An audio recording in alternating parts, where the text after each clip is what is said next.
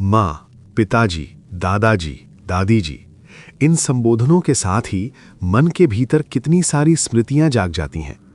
एक समय था जब जीवन को जीने के लिए किसी योजना की आवश्यकता नहीं पड़ती थी। सुबह उठना, दरवाज़ा खोलना और बिना किसी डर के बाहर निकल जाना, ये सब इतना स्वाभाविक था कि कभी ध्यान ही नहीं गया कि चलना भी एक वरदान है। सब्जी मंडी तक पैदल जाना केवल खरीदारी नहीं होती थी, वो बातचीत होती थी, लोगों से मिलना होता था। मंदिर की सीढ़ियां चढ़ते समय सांस तेज होती थी, लेकिन मन प्रसन्न रहता था। पोते पोती के पीछे दौड़ते हुए थकान आती थी, पर वो थकान जीवन से भरी होती थी, उसमें दर्द नहीं होता था। लेकिन आज वही चलना, वही उठना बैठना, वही कदम, सब कुछ बदल गया है। आज बाहर निकलने से पहले मन में डर पैदा होता है। क्या रास्ता फिसलन भरा होगा? क्या घुटना साथ देगा? क्या पैर अचानक जवाब दे देंगे? बाथरूम तक जाते समय दीवार सबसे बड़ा सहारा बन जाती है। हाथ अपने आप दीवार खोजने लगता है, जैसे भरोसा अब अपने शरीर पर नहीं, किसी बाहरी सहारे पर टिक गया हो। घुटनों में चटचटाहट की आवाज़ आती है, जैसे हर कदम पर शरीर याद दिला रहा हो कि अब वो पहले जैसा नहीं रहा। टांगों में अकड़न इतनी बढ़ जाती है कि सीधा खड़ा होना भी एक चुनौती बन जाता है। और हर कदम के साथ मन में एक ही डर चलता रहता है, कहीं गिर न जाऊं। गिरने का डर केवल चोट का डर नहीं होता, वो उस अपमान का डर भी होता है जब दूसरों को उठाकर संभालना पड़ता है। दर्द यहीं से शरीर से आगे बढ़कर मन में उतर जाता है, क्योंकि दर्द केवल घुटनों या टांगों में नहीं होता। दर्द उस क्षण होता है जब किसी से कहना पड़ता है, ज़रा सहारा दे दो। ये शब्द बोलना जितना सरल लगता है, उतना ही भारी होता है। ये महसूस कराता है कि जो कभी दूसरों का सहारा था, आज उसे सहारे की ज़रूरत पड़ रही है। मन के भीतर एक सवाल बार बार गूंजता है, लेकिन जोर से कभी कहा नहीं जाता। क्या अब यही जिंदगी है? क्या अब जीवन का अर्थ केवल कुर्सी पर बैठना, खिड़की से बाहर देखना और दर्द सहते हुए दिन काटना रह गया है? क्या उम्र बढ़ने का मतलब यही है कि चलना फिरना धीरे धीरे छिनता जाए और आत्मनिर्भरता यादों में बदल जाए?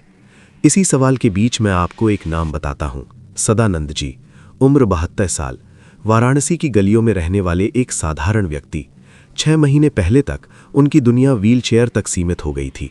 घुटनों में इतना दर्द था कि खड़ा होना असंभव लगने लगा था। डॉक्टर ने साफ शब्दों में कहा, अब घुटनों में ताकत नहीं बचेगी। परिवार ने भी मन ही मन मान लिया था कि यही सच्चाई है, यही उम्र का नियम है। लेकिन आज की तस्वीर अलग है।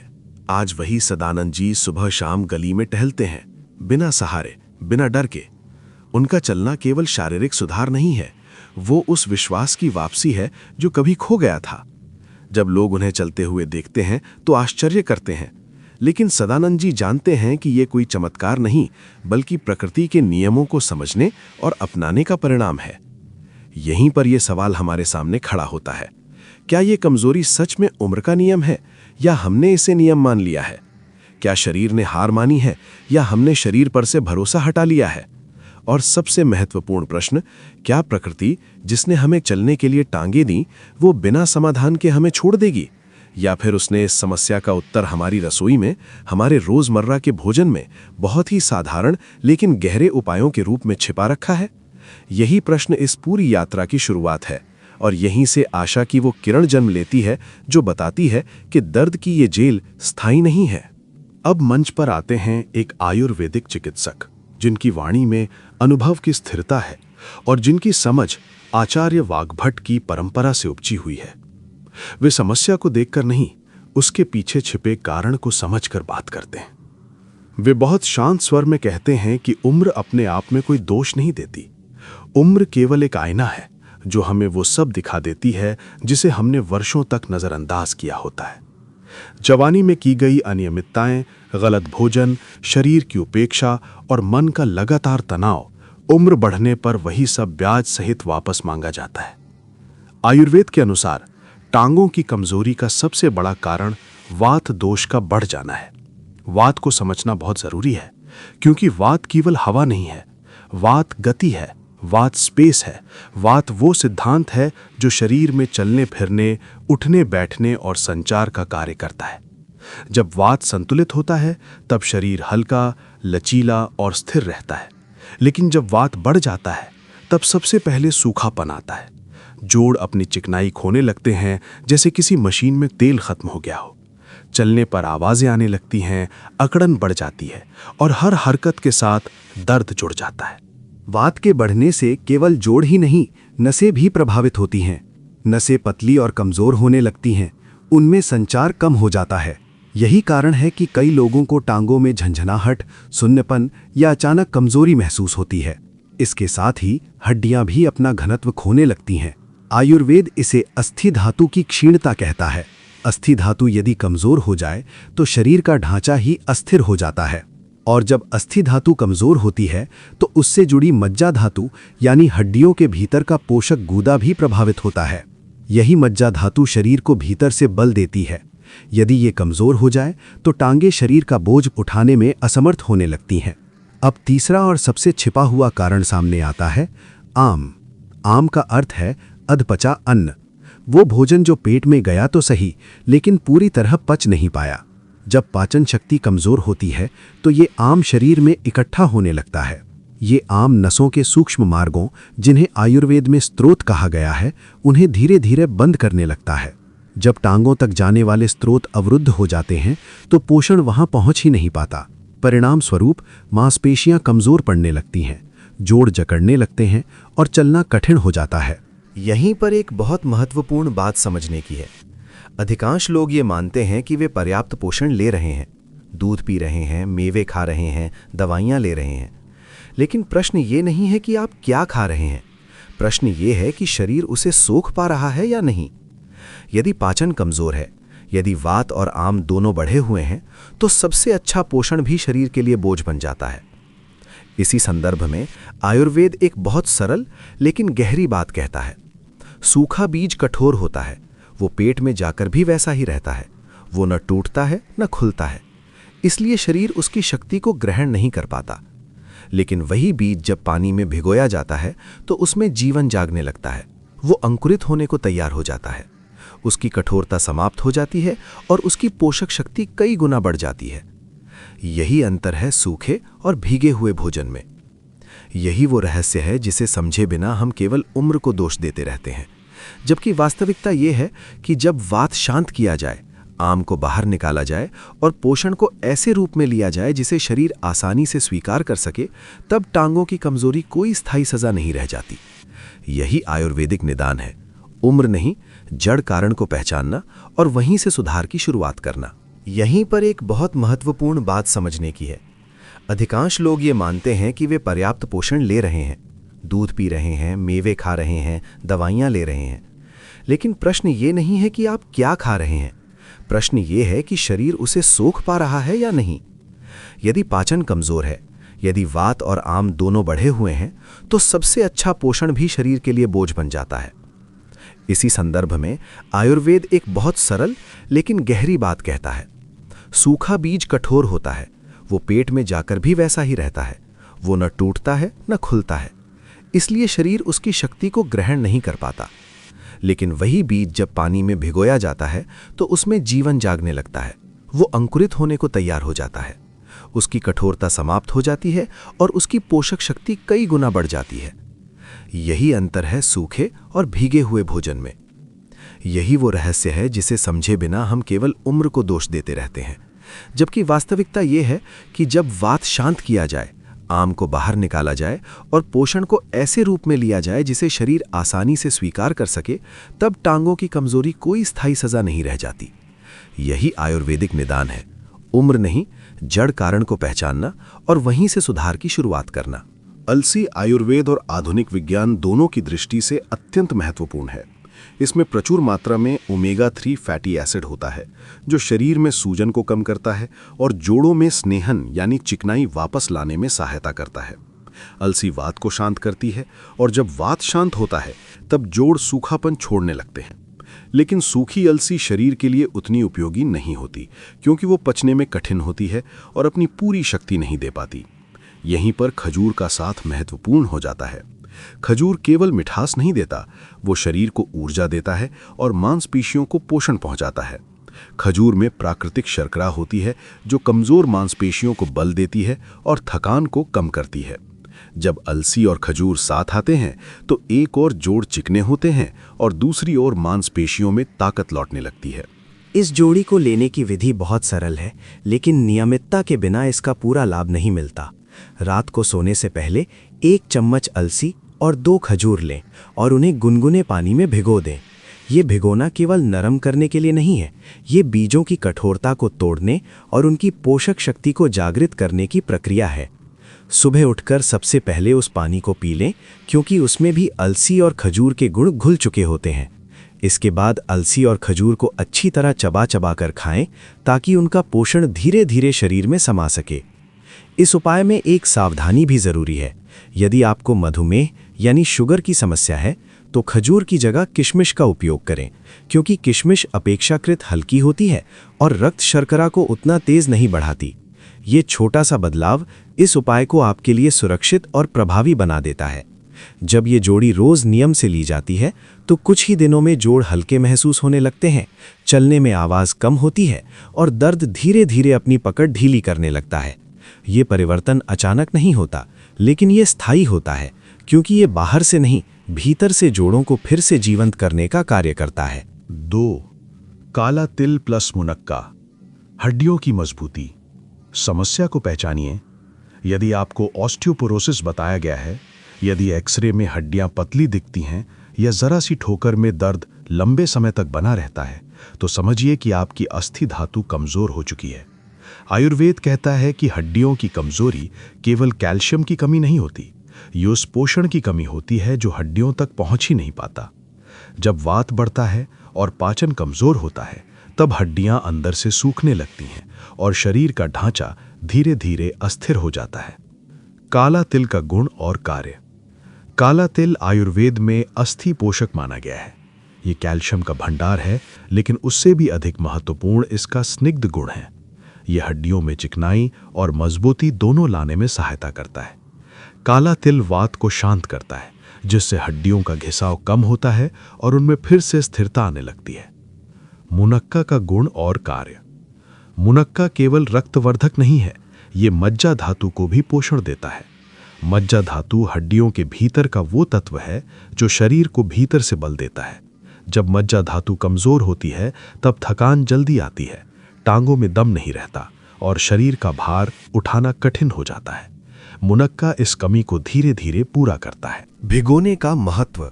सूखा काला तिल और मुनक्का शरीर में जाकर उतना प्रभाव नहीं दिखा पाते, क्योंकि वे कठोर होते हैं। रात भर पानी में भिगोने से उनकी कठोरता टूट जाती है और उनकी पोषक शक्ति जागृत हो जाती है। यही प्रक्रिया उन्हें शरीर के लिए स्वीकार्य बनाती है। विधि और सेवन। रात को सोने से पहले 1 चम्मच काला तिल और 2 मुनक्का एक कांच के गिलास में डालें और साधारण पानी में भिगो दें। सुबह उठकर सबसे पहले उस पानी को पी लें, क्योंकि उसमें भी इन दोनों के गुण घुल चुके होते हैं। इसके बाद तिल और मुनक्का को अच्छी तरह चबा चबा कर खाएं, ताकि उनका पोषण धीरे धीरे शरीर में समा सके। सावधानी। यदि आपका पाचन कमजोर है या पेट भारी रहता है, तो शुरुआत आधा चम्मच काले तिल से करें। धीरे धीरे मात्रा बढ़ाएं, ताकि शरीर सहजता से इसे स्वीकार कर सके। नियमित सेवन से हड्डियों में मजबूती और स्थिरता का अनुभव होने लगता है। 3. मेथी दाना प्लस अखरोट, नसों और साइटिका के लिए। समस्या को समझिए। यदि टांगों में झंझनाहट रहती है, जलन महसूस होती है या कमर से टांग तक फैलने वाला साइटिका जैसा दर्द परेशान करता है, तो ये संकेत है कि आपकी नसें कमजोर और उत्तेजित हो चुकी हैं। आयुर्वेद इसे वात का विकार मानता है, जहां नसों में सूखापन और संकुचन बढ़ जाता है। मेथी दाने का गुण और कार्य। मेथी दाना वात को शांत करने वाला माना जाता है। ये सूजन को कम करता है और नसों में जमी कठोरता को ढीला करने में सहायता करता है। मेथी का नियमित सेवन नसों की संवेदनशीलता को संतुलित करता है और दर्द की तीव्रता को धीरे धीरे कम करता है। अखरोट का गुण और कार्य। अखरोट को आयुर्वेद में मस्तिष्क और नसों का टॉनिक माना गया है।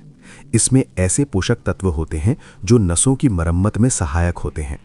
अखरोट मांसपेशियों और नसों के बीच समन्वय को बेहतर बनाता है, जिससे चलने में स्थिरता आती है। भिगोने की प्रक्रिया। सूखी मेथी और अखरोट पचने में भारी हो सकते हैं। रात भर भिगोने से वे नरम हो जाते हैं और उनकी गर्म प्रकृति संतुलित हो जाती है। इससे वे वात को बढ़ाने की बजाय शांत करने लगते हैं। विधि और सेवन। रात को 1 चम्मच मेथी दाना और 1 अखरोट को पानी में भिगो दें। सुबह उठकर पहले वो पानी पी लें, फिर मेथी दाना और अखरोट को अच्छी तरह चबाकर खाएं। ये सेवन नसों तक पोषण पहुंचाने की शुरुआत करता है। नियमितता का प्रभाव। जब ये जोड़ी रोज ली जाती है तो कुछ ही दिनों में झंझनाहट कम होने लगती है, जलन घटती है और साइटिका जैसा दर्द धीरे धीरे अपनी पकड़ ढीली करने लगता है। ये सुधार अचानक नहीं होता, लेकिन ये स्थायी होता है, क्योंकि ये नसों को भीतर से फिर से मजबूत करने का कार्य करता है। इन दोनों उपायों का उद्देश्य केवल लक्षणों को दबाना नहीं, बल्कि हड्डियों और नसों को उस स्थिति में वापस लाना है जहां वे शरीर का भार और गति सहजता से संभाल सके। यही आयुर्वेद का मार्ग है, जड़ से सुधार, धैर्य और नियमितता के साथ। 4. सौंफ प्लस मखाने, रात की ऐंठन के लिए। समस्या को पहचानिए। यदि रात को सोते समय या नींद के बीच अचानक पिंडलियों में तेज खिंचार होने लगता है, टांगों में बेचैनी बढ़ जाती है या ऐसा लगता है कि मांसपेशियां अपने आप सिकुड़ रही हैं, तो ये संकेत है कि शरीर में वात और पित्त दोनों असंतुलित हो चुके हैं। रात का समय वात का समय माना जाता है, और जब दिन भर का तनाव, कम पानी और कमजोर पोषण साथ मिल जाता है, तब वही वात रात को ऐंठन के रूप में बाहर आता है। ये स्थिति नींद तोड़ देती है और अगले दिन थकान और डर दोनों बढ़ा देती है। सौंफ का गुण और प्रभाव। सौंफ आयुर्वेद में शीतल मानी जाती है। इसका मुख्य कार्य शरीर की अतिरिक्त गर्मी को शांत करना और नसों को आराम देना है। सौंफ वात के उग्र प्रभाव को संतुलित करती है और पित्त की जलन को भी कम करती है। जब रात में ऐंठन होती है, तब सौंफ नसों और मांसपेशियों में ठंडक और शांति पहुंचाकर उस अचानक खिंचाव को ढीला करने में सहायता करती है। मखाने का गुण और प्रभाव। मखाने को आयुर्वेद में मज्जा धातु का पोषक माना गया है। मज्जा धातु मांसपेशियों और नसों के बीच समन्वय बनाए रखती है। जब ये धातु कमजोर हो जाती है, तब रात में ऐंठन, बेचैनी और पैरों का बार बार हिलना बढ़ जाता है। मखाने इस कमजोरी को धीरे धीरे दूर करते हैं और नसों को वो पोषण देते हैं जिससे वे शांत अवस्था में लौट सकें। भिगोने का महत्व। सूखी सौंफ और मखाने शरीर में जाकर उतना प्रभाव नहीं दिखाते, क्योंकि उनकी प्रकृति कठोर होती है। पानी में भिगोने से वे नरम हो जाते हैं और उनकी शीतलता सक्रिय हो जाती है। इससे वे रात की ऐंठन के मूल कारण पर काम करने लगते हैं, न कि केवल अस्थायी राहत देते हैं। विधि और सेवन। रात को सोने से पहले 1 चम्मच सौंफ और 1 मुट्ठी मखाने साधारण पानी में भिगो दें। सुबह उठकर सबसे पहले वो पानी पी लें, क्योंकि उसमें सौंफ की शीतलता और मखाने का पोषण घुल चुका होता है। इसके बाद सौंफ और मखानों को धीरे धीरे चबाकर खाएं। ये सेवन शरीर को पूरे दिन के लिए संतुलन प्रदान करता है और रात को होने वाली ऐंठन की संभावना को कम करता है। नियमितता का परिणाम। जब ये उपाय रोज किया जाता है तो कुछ ही दिनों में रात की ऐंठन कम होने लगती है, नींद गहरी होती है और टांगों में वो बेचैनी नहीं रहती जो पहले नींद तोड़ देती थी। ये सुधार धीरे आता है लेकिन टिकाऊ होता है, क्योंकि ये नसों को भीतर से शांत करने का कार्य करता है। 5. मूसली प्लस बादाम, अत्यधिक कमजोरी में। समस्या को समझिए। कुछ लोगों में टांगों की कमजोरी इतनी बढ़ जाती है कि मांसपेशियां पतली दिखने लगती हैं। शरीर का वजन टांगों पर टिकाना कठिन हो जाता है और थोड़ी दूर चलने पर ही थकान हावी हो जाती है। आयुर्वेद इसे बनक्षय की अवस्था मानता है, जहां शरीर की ऊर्जा और मांसपेशियों का पोषण दोनों कम हो चुके होते हैं। ये स्थिति केवल उम्र से नहीं, बल्कि लंबे समय तक चले वात विकार और अपर्याप्त पोषण से उत्पन्न होती है। मूसली का गुण और प्रभाव। मूसली आयुर्वेद में बल्य औषधि मानी जाती है। इसका कार्य शरीर में बल, स्थिरता और सहन शक्ति बढ़ाना है। मूसली मांसपेशियों और नसों को भीतर से शक्ति देती है और शरीर को वो आधार प्रदान करती है जिससे चलना फिरना फिर से संभव हो सके। ये विशेष रूप से उन लोगों के लिए उपयोगी है जिनकी टांगों में अत्यधिक कमजोरी आ चुकी है। बादाम का गुण और प्रभाव। बादाम को मांसपेशियों का निर्माण करने वाला माना जाता है। इसमें ऐसे पोषक तत्व होते हैं जो मांसपेशियों की मरम्मत और वृद्धि में सहायता करते हैं। बादाम नसों को भी पोषण देता है और मांसपेशियों में स्थिरता लाने का कार्य करता है। जब बादाम को भिगोकर लिया जाता है तो उसका पोषण शरीर द्वारा आसानी से ग्रहण किया जाता है। भिगोने की प्रक्रिया। सूखी मूसली और बादाम पचने में भारी हो सकते हैं। रात भर भिगोने से वे नरम हो जाते हैं और उनका पोषण सक्रिय हो जाता है।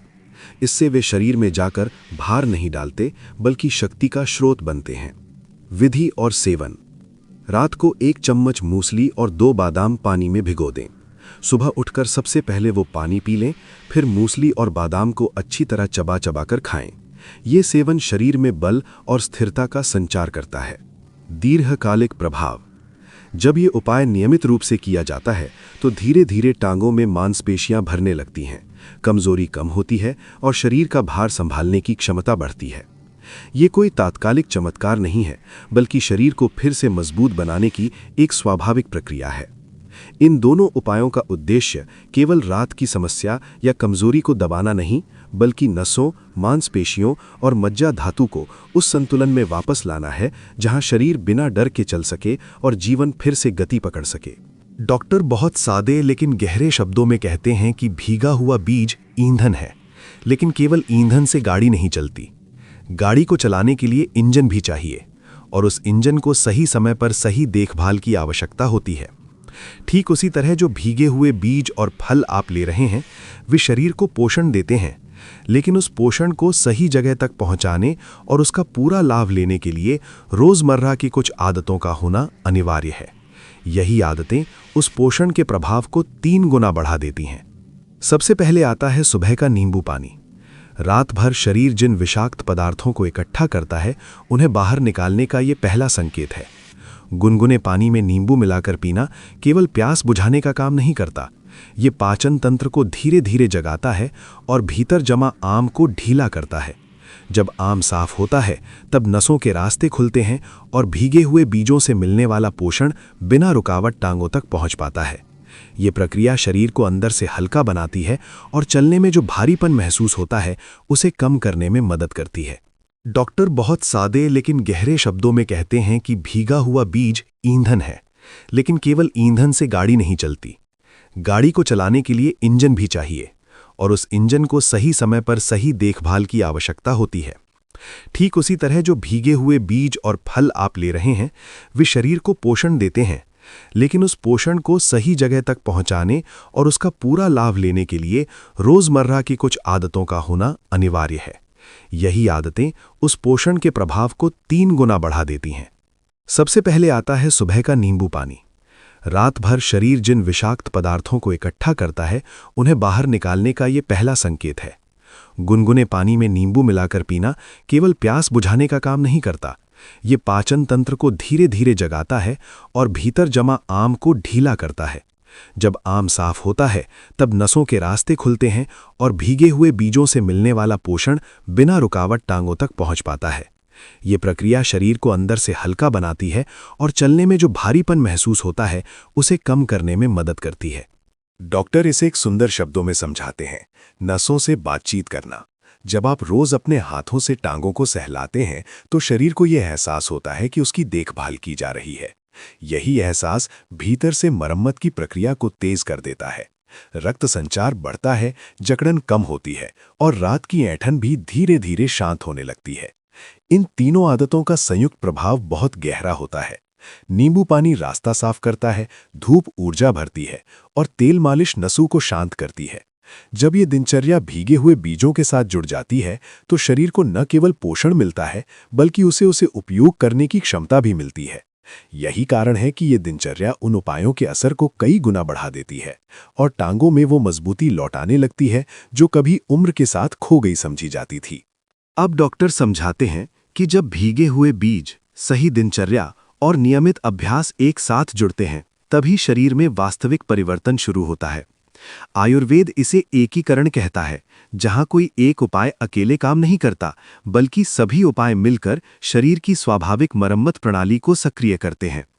यही कारण है कि परिणाम को दिन में नहीं, समय रेखा में समझना चाहिए, क्योंकि शरीर धीरे धीरे संतुलन में लौटता है।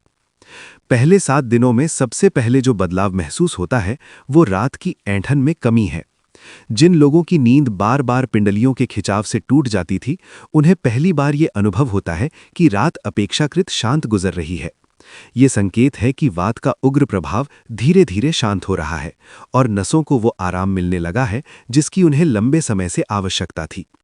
नींद बेहतर होते ही अगले दिन शरीर में हल्कापन महसूस होने लगता है, क्योंकि मरम्मत की प्रक्रिया रात में ही शुरू हो जाती है। 15 दिनों के भीतर चलने में होने वाला दर्द स्पष्ट रूप से घटने लगता है। जो घुटने हर कदम पर विरोध करते थे, वे अब उतनी जोर से अपना अस्तित्व नहीं जताते। सीढ़ियां चढ़ते समय जो डर मन में बैठ गया था, वो धीरे धीरे ढीला पड़ने लगता है। ये वो चरण होता है जहां व्यक्ति महसूस करता है कि उपाय सही दिशा में काम कर रहे हैं। जोड़ अभी पूरी तरह स्वस्थ नहीं होते, लेकिन उनमें जकड़न कम हो जाती है और गति में सहजता आने लगती है। 30 दिनों के भीतर सबसे महत्वपूर्ण परिवर्तन दिखाई देता है, आत्मविश्वास की वापसी। चलने से पहले जो डर रहता था, वो अब सावधानी में बदल जाता है। व्यक्ति अपने कदम खुद उठाने लगता है और हर कदम के साथ विश्वास बढ़ता जाता है। मांसपेशियां थोड़ा थोड़ा मजबूत होने लगती हैं, संतुलन बेहतर होता है और शरीर का भार टांगे संभालने लगती हैं। ये केवल शारीरिक सुधार नहीं होता, ये मानसिक राहत भी होती है, क्योंकि जब चलना आसान होता है तब जीवन फिर से खुलने लगता है। डॉक्टर इस पूरे क्रम पर एक बात बार बार जोर देकर कहते हैं कि नियमितता सबसे आवश्यक है। किसी एक दिन उपाय करने से चमत्कार की उम्मीद करना आयुर्वेद का मार्ग नहीं है। ये कोई तात्कालिक इलाज नहीं, बल्कि प्रकृति का नियम है। जैसे बीज बोने के बाद रोज पानी देना पड़ता है, वैसे ही शरीर को रोज पोषण और देखभाल की आवश्यकता होती है। जब ये नियम निभाया जाता है, तब शरीर स्वयं वो कार्य करने लगता है जिसे हमने उम्र का दोष मान लिया था। इस समय लेखा को समझना इसलिए भी जरूरी है ताकि धैर्य बना रहे। हर छोटा बदलाव ये संकेत देता है कि शरीर जाग रहा है और स्वयं को ठीक करने की दिशा में बढ़ रहा है। यही समझ व्यक्ति को रास्ते पर टिकाए रखती है और धीरे धीरे वो दिन आता है जब चलना फिर से जीवन का सहज हिस्सा बन जाता है, न कि एक चुनौती। आज सदानंद जी फिर से टहलते हैं, अपने दम पर। ये वाक्य छोटा है, लेकिन इसके भीतर पूरी एक यात्रा छिपी है। महीनों तक जिस व्यक्ति ने हर कदम डर के साथ उठाया, आज वही व्यक्ति अपने कदमों पर भरोसा करना सीख गया है। ये भरोसा किसी दवा की शीशी से नहीं आया, ये उस अनुशासन से आया है जो रोज सुबह भीगे हुए बीजों के साथ शुरू हुआ और रोज शाम आत्म देखभाल पर समाप्त हुआ। डॉक्टर कहते हैं कि टांगे केवल शरीर का एक हिस्सा नहीं होती, वे हमारी आज़ादी का प्रतीक होती हैं। जब टांगे साथ देती हैं, तब मन खुला रहता है, योजनाएं बनती हैं और जीवन फिर से गति पकड़ता है। और जब टांगे कमजोर पड़ जाती हैं, तब केवल शरीर नहीं रुकता, आत्मविश्वास भी सिमटने लगता है। सदानंद जी के जीवन में जो बदलाव आया, वो इसी आत्मविश्वास की वापसी है। ये परिवर्तन किसी चमत्कार की तरह अचानक नहीं हुआ, ये रोज के छोटे छोटे निर्णयों से बना।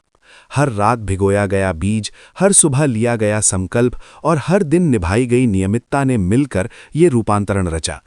यही कारण है कि डॉक्टर साफ शब्दों में कहते हैं कि इंतजार करने से कुछ नहीं बदलता, शुरुआत करनी होती है, और शुरुआत हमेशा आज से होती है, कल से नहीं। आज रात से किया गया छोटा सा कदम ही आने वाले दिनों की दिशा तय करता है। अब ये संदेश आपके लिए है। यदि आप सुन रहे हैं तो समझिए कि शरीर ने अभी उम्मीद छोड़ी नहीं है। बस आपको एक जोड़ी चुननी है, उस पर विश्वास करना है और उसे नियम बना लेना है। कमेंट में बताइए कि आप कौन सी जोड़ी से शुरुआत करने जा रहे हैं और आप कहां से देख रहे हैं, क्योंकि जब आप अपने इरादे को शब्द देते हैं तो वो इरादा और मजबूत हो जाता है। और अंत में बस इतना याद रखिए कि हर सुबह का भीगा हुआ बीज केवल पोषण नहीं देता, वो आपके जीवन में चलने के एक नए भरोसेमंद कदम की शुरुआत करता है।